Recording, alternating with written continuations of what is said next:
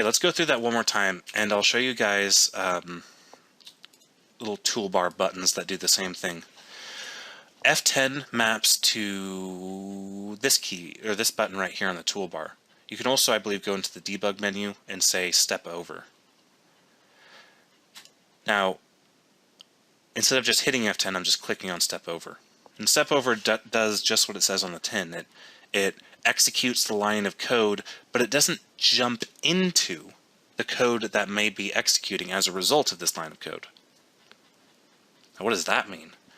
Well, let's throw up a method.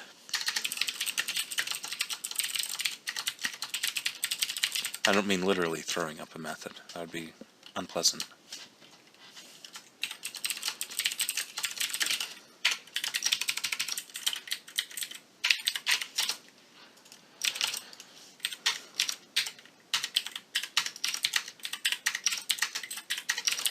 Alright, so all I want to go ahead and show people right now is the concept of stepping into.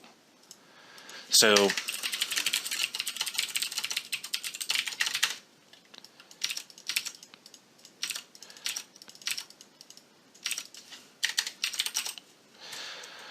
okay, so what we have right here is an example of a simple program that has three methods in it. We have our entry point, we have say things, and we have say things nested.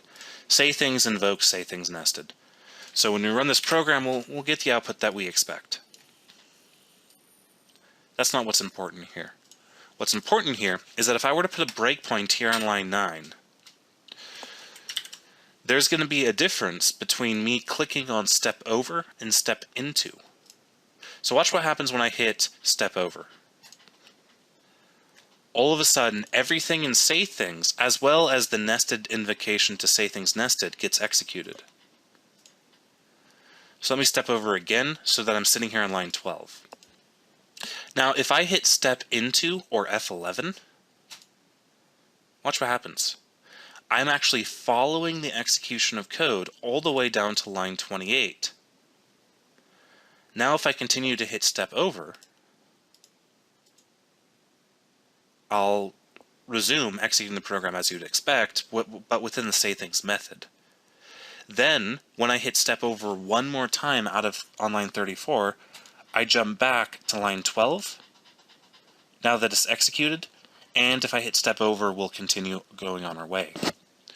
So step into allows us to go into a method definition.